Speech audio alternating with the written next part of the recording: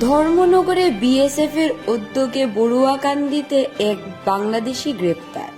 বুধবার রাতে সীমান্ত পারাপারের সময় 139 নম্বর বিএসএফ এর ব্যাটালিয়নের হাতে বড়ুয়াকান্দিতে গ্রেফতার এক বাংলাদেশি।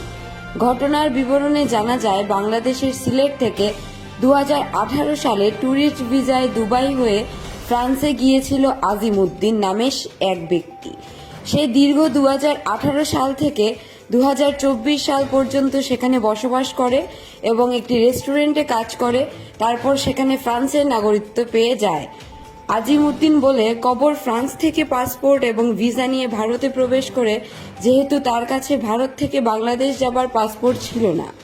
সেই মোতাবেক সে গতকাল রাতে উত্তরের ধর্মনগর গৌরাকান্দি সীমান্ত এলাকা দিয়ে অবৈধভাবে সীমান্ত পার হয়ে বাংলাদেশে যাওয়ার জন্য দালাল ইসলাম উদ্দিনকে 1500 টাকা দিয়ে, কিন্তু আজিমউদ্দিন বড়ুয়াকান্দি দিয়ে সীমান্ত পারাপারের সময় বিএসএফ এর হাতে গ্রেপ্তার হয়ে যায় এবং আজিমউদ্দিন বাংলাদেশের নাগরিক এবং দালাল ইসলাম উদ্দিনকে বিএসএফ এর পক্ষ থেকে ধর্মনগর থানায় হস্তান্তর করা হয়েছে।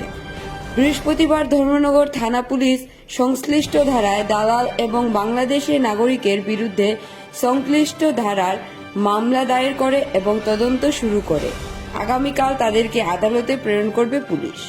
বিএসএফ কালকে রাত্রে তাদের ডিউটি করার সময় বর্ডারে যে দুজনকে আটক করে, এর মধ্যে একজন ছিল বাংলাদেশি নাগরিক। সে বাংলাদেশ থেকে ফ্রান্সে গিয়েছিল কাজ করার জন্য। ওইখানে ফ্রান্সের নাগরিকত্ব নিয়ে ফ্রান্স থেকে পাসপোর্ট করে ইন্ডিয়াতে এসেছিল। তো সে ধর্মনগর থেকে আবার অবৈধভাবে বাংলাদেশে ঢোকার চেষ্টা করছে। তার নাম হচ্ছে মোহাম্মদ আজিমউদ্দিন।